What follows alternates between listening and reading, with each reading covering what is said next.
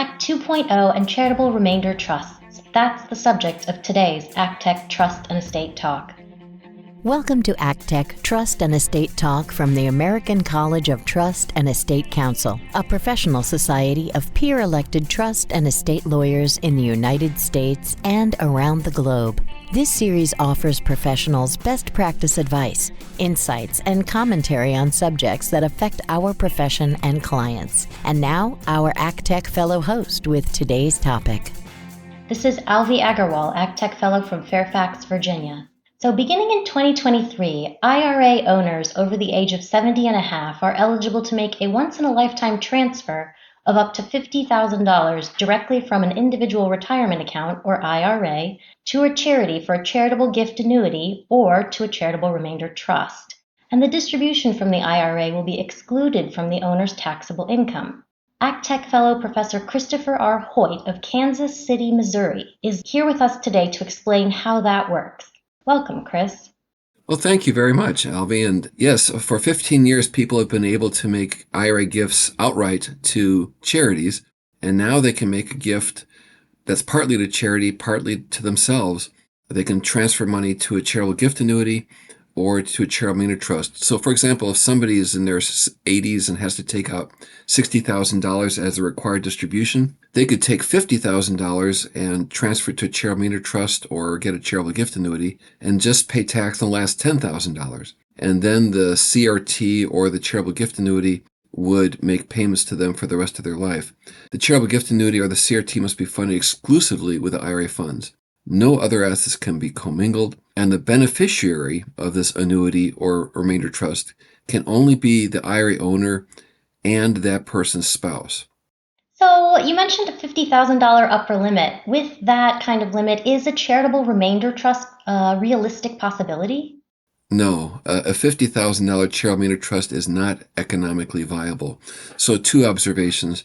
The first one is you can have a charitable remainder trust benefit an individual and the spouse. And so if the individual and the spouse have the same charity that they like, you could get up to $100,000. And some universities will offer charitable remainder trusts with a $100,000 minimum. But as a practical matter, we're only talking charitable gift annuities until the law is changed. So many of us view this law as a foot in the door, that it'll be expanded in later years with larger dollar amounts and maybe allowing commingling. So what are the legal requirements that an IRA owner has to meet to qualify for this favorable tax treatment? All right, so let's just run down the list. First, the IRA owner has to be over the age of 70 and a half. Second, you can only make these distributions from individual retirement accounts. You can't make them from 401k or 403b. And then third, the distribution must be entirely taxable income. So be careful if you have IRAs where you made a non-deductible contribution to the IRA. You only want to make the distribution from charitable income to taxable income. So fourth, the charitable remainder trust, if you have one, but more likely the charitable gift annuity, must consist 100% of these taxable IRA distributions. You can't commingle it with any other assets. Fifth, you have to comply with all the charitable deduction laws. That is, to qualify for this exclusion where somebody has $60,000 and $50,000 goes into a charitable remainder trust or a CGA, they can exclude it from their income. You have to comply with all the charitable requirements. And one of the really strict requirements the IRS is enforcing is you have to have a contemporaneous written acknowledgement from the charity. And normally when we get these acknowledgments, they say you received no goods or services. So when the IRA goes to the charitable gift annuity, it goes to the charity and the charity sets up a gift annuity, then the charity has to say, thank you for your gift of $30,000, $40,000, $50,000. You received an annuity and the value of the annuity is blank. And then otherwise you'd have a charitable deduction for the remainder interest. So not all charities offer these annuities. Most universities do. And then some of the national charities do. But the likelihood for a small charity is pretty small that you'd have charity comply. Just a few quick observations. You can only do this once in your lifetime under current law. We hope to change that. So pick the year you want. And in that year, the most you can exclude is $50,000. And the only beneficiaries that you can have of this gift annuity is the IRA owner and the IRA owner's spouse. So, when the IRA owner receives distributions from this gift annuity or charitable remainder trust, how are they taxed? Okay, their tax is ordinary income, and there's no chance of capital gain or anything like that you could get with a conventional charitable remainder trust or a conventional charitable gift annuity. So it's 100% taxable income. I should add, there's two quirks in this rule. The gift annuity must be non-assignable, and where that's a problem is it's common in gift annuity agreements where a charity says, if you really want to support us, you can just cancel the payments and assign the annuity interest to us. So charities should be careful drafting their gift annuity agreements for these IRAs and insert a provision in there as non-assignable. We'll clarify whether you can make a gift to a charity or not later, but right now it doesn't look like you can. The other little quirk is the charitable gift annuity has to pay at least 5%. Now, that's not a problem right now. So what are gift annuities paying?